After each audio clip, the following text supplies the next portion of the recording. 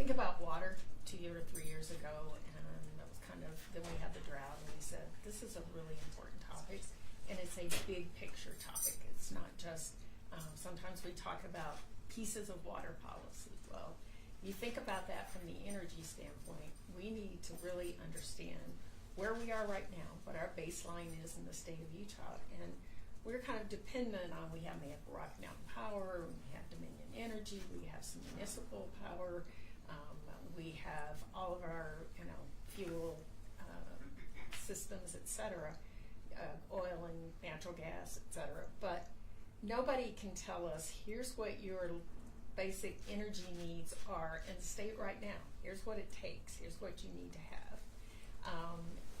For the state, they can tell you for each of those different areas, but they can't tell you for the state. We need to understand that as a state. And then we need to have really good projections over 20 years, 30 years, 40 years from now. What are we going to need then? So part of this is about saying we need to have a better, stronger planning process for the state of Utah around energy, just like we've been developing around water. I can't think of two more important things in this state than water and energy. Nothing else works without those. So we're trying to do that we will have to make all kinds of decisions over the next few years, and we're really making sure that contextually we have the right approach and that we're putting the pieces in place. We want reliable energy. We want to make sure that it's affordable. We want it to be resilient, so in tough times we're able to, where the unbelievable happens in the state, like an earthquake or something, how do we return water and power back to the citizens of the state, because that's what it's really going to take for recovery. So we have to understand that bigger picture, and we have to do this in a really thoughtful way. We all know we're on this journey to more climate-friendly or clean energy, but we're going to have to do that in a really thoughtful way to make sure that at each step along the way we're meeting the needs, and it's going to take a balance of everything. So we kind of talk about it's going to take everything, and we need to make sure everything's working together, and then how do we get towards those longer-term pictures. But people want power, and they want it. They want it today. They want it a year from now. They want it 5 years from now, et cetera. Our citizens expect it. It's been a big driver of our economy here. So we have to make sure we put things in place that will make that happen. And again, we had the second lowest power rates in the nation, and we aren't going to go. We cannot move, so we have the highest power rates in the nation. Senator Vickers has been very involved in it also. I don't know if you... Just to follow up quickly, there's been a lot said, but we're looking at kind of reestablishing what our energy policy should be, who should be directing it, the types of things, and you've heard the governor say that we're kind of a D all of the above state, and we really are, because we need to be looking at, we have opportunities in the nuclear world, and looking at how partnerships from the Department of Energy, as well as a national lab in Idaho, and things going on in Wyoming. There's things going on around us. We need to be a part of that equation. We're looking at, we've got big geothermal plant in my district just opened up. The Fervo plant, it's 380 megawatts. That's baseload power. We need to keep moving forward. So we're going to be looking at that. I know a bill that Representative Jack and myself have that specifically looking at that energy direction, and who should be, once we decide what that is as a legislature, who should be directing that. And those are still some unanswered questions. But it's I've just got he and I are just previewing the LAF just before it should be re-released in here in a few days. So. And we've seen nuclear is an option, but to permit it is just years. Even Rocky Mountain can't get it permitted, and so we've got options, but we've got a lot of work to do. Yeah, when we think about power, you think about baseload, that one that you get when you turn on the lights, and a lot of people don't realize, wind and solar add to the system, they add to the grid, but they're not. You can't depend on them 24/7, and so if you add all that, if you add power like that into the grid, number one, it's a little bit different in phase, talking technical terms, but also somewhere it has to give. You have this capacity of power, So then that means you shut down a plant here, whether it be a nuclear plant, a geothermal plant, or a coal plant, and then you allow that to come into the grid. But then at the same token, when you in the afternoon when people get home and you ramp it up, you got to be able to ramp those bases up. So it's really becoming. I'm learning a lot, but it's really a lot more complicated than you might think. But getting that balance and putting Utah in a position to have access to all sources of power that'll stabilize us for years to come is a really important thing this year. Senator Escamilla. Thank you, Mr. President. The Minority Caucus is also very heavily interested and involved on the conversations. We have some members that have some expertise. Geothermal comes back. So I think our ask is for a comprehensive, holistic approach. There's not a one solution to the problem. We do have coal, and it's part of what we have, and we should put it in our toolbox and utilize it. We want to see more investment in infrastructure for the grid. I mean, our grid it's old, and it's not sustainable if we continue that process. So we want to see a little bit of everything in the conversation, but it's happening across the state. The other part is we went through an audit. I mean, our own audit for the Office of Energy. Good recommendations came from that audit. I think a plan that's that comprehensive, and now that the legislature is so heavily involved, will only bring a better approach, and it has to be organic and holistic. Yeah, the thing I'm hearing from experts is balance. Natural gas prices spike, and if you put everything in natural gas, your energy costs are going to spike. You put everything into coal, and you see the problem you're talking about with the issues with climate change and those type of things. We need balance.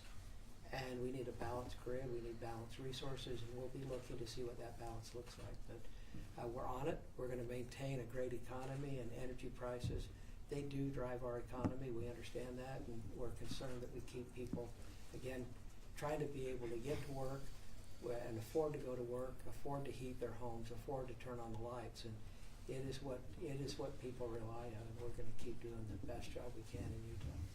President, I'm wondering why the focus on Ronald Reagan in your speech, a Republican elected official. Is that the kind of tone that you're trying to set, choosing a partisan? Well, one is I get to choose, and I love Ronald Reagan. I don't look at him as a partisan, quite frankly. He was a Democrat at one point in time in his life. I believe he's a great policy person.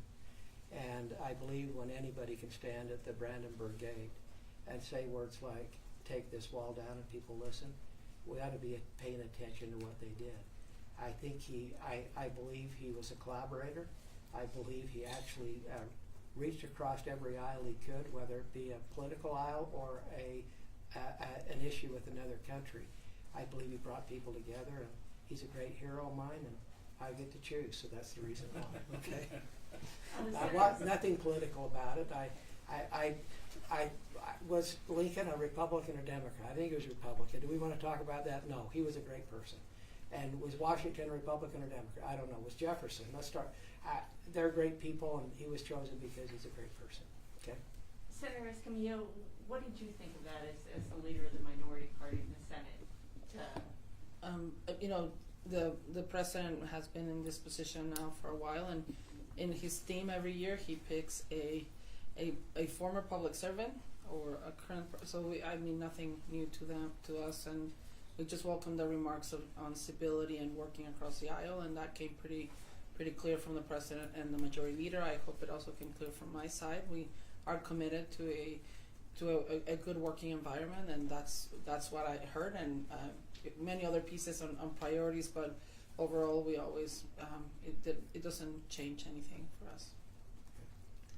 In fact, I long for some of the days of President Reagan. He was so anyway. You mentioned that the state's going to be working to protect kids from more harm from social media. When it comes to bills that can do that without overreaching, without completely banning kids from, say, getting on Facebook, which a lot of kids would say they need to do,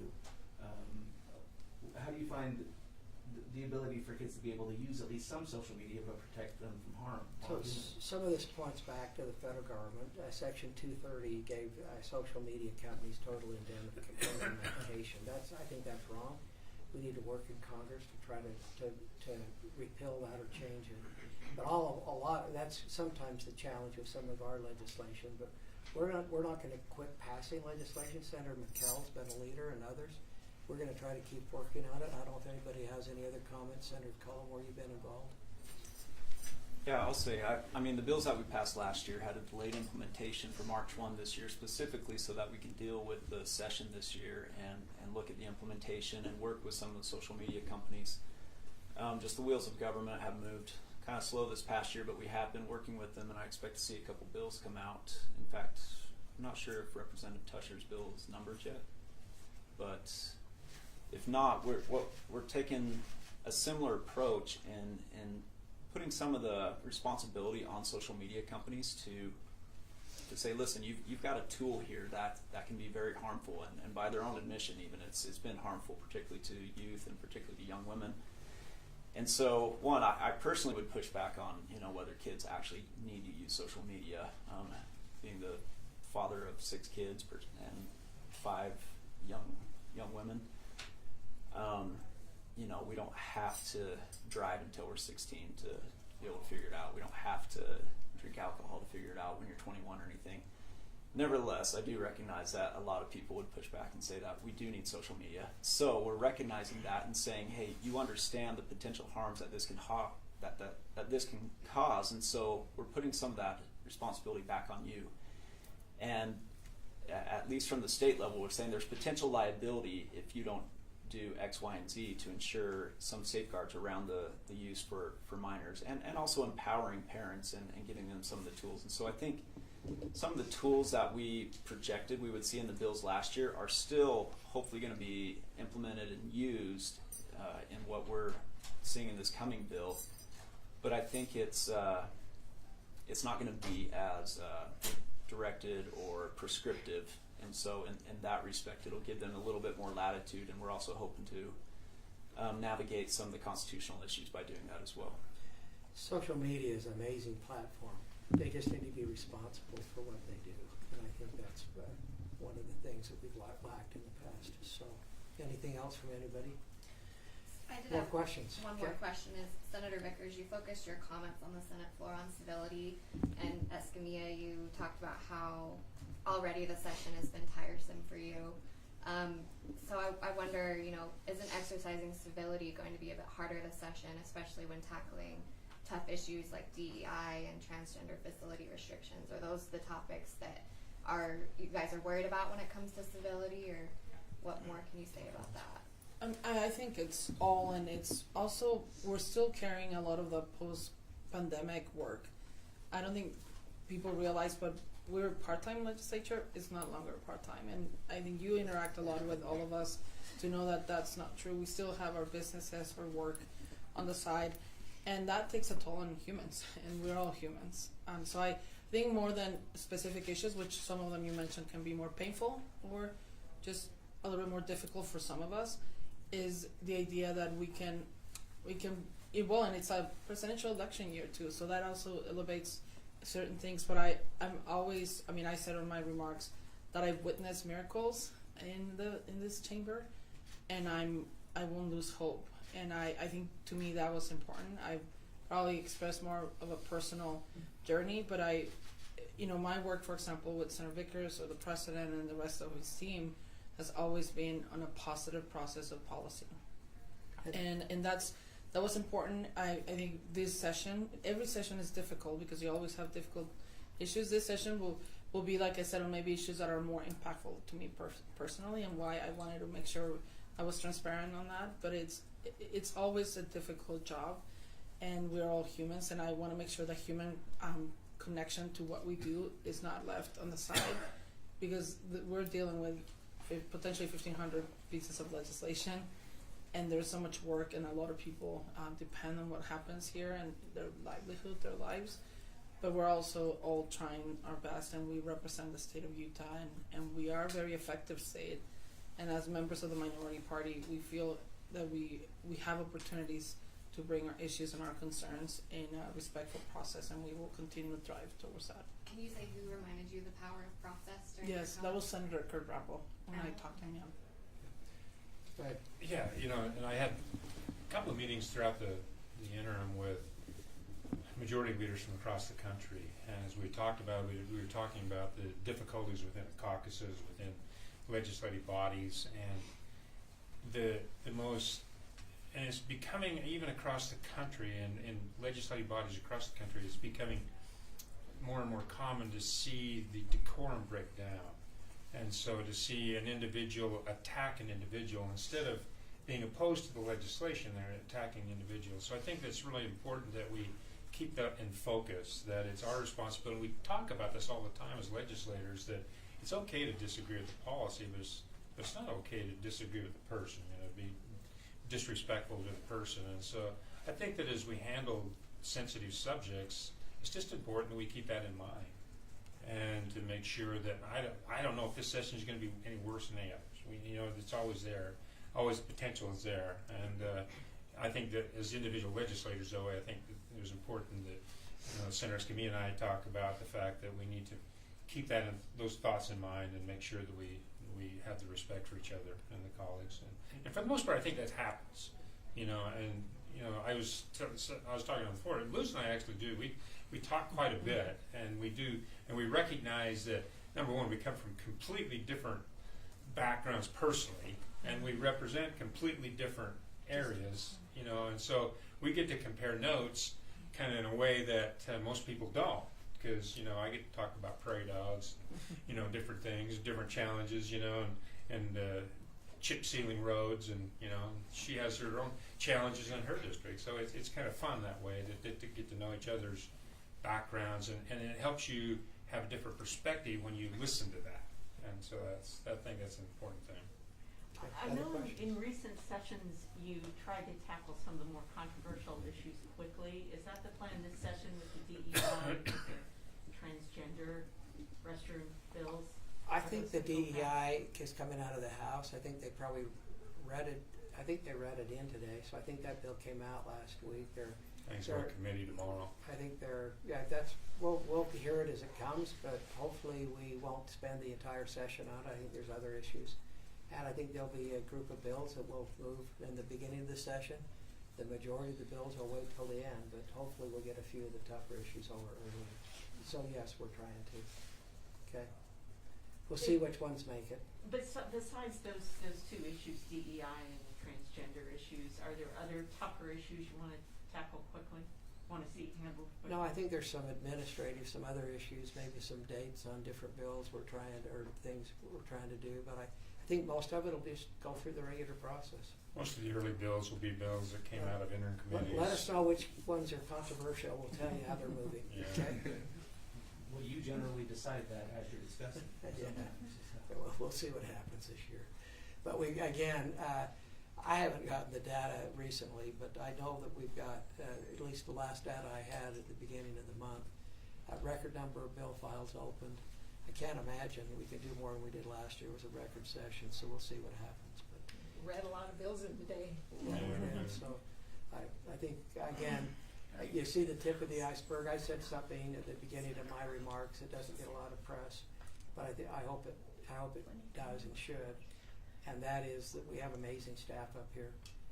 We take credit for all their great work. We have a group of people that draft bills, people that keep the session going, people that just love Utah. And you saw it in at least some of the recognition I tried to give to our Children's Justice Center. They're leading the nation. She didn't have to do that. She saw kids that have been taken away from their parents. And I've seen tears in her eyes as she's tried to work out and get some of the Ukrainian families back out of Russia.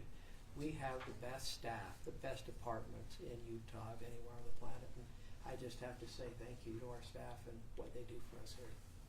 So anyway, thank you for being here. Thank you. Look forward to day 2. We'll see if you have something. We'll give you something. Sorry, I got 12:15. I would love to talk to each of you at some point. And I don't even mind doing it today. Okay, that's okay. We can do it later this afternoon. You guys have one on, Yeah, or my intern. Okay. I'll be Thank back. you. Yeah. Great. Everybody is I wouldn't do this.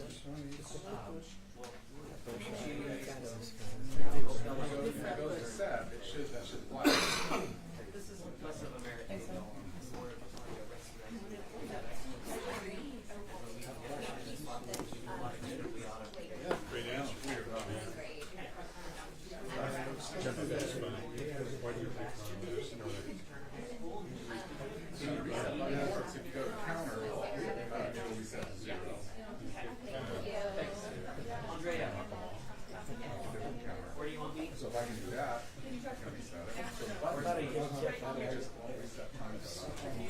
Oh, are you Katie?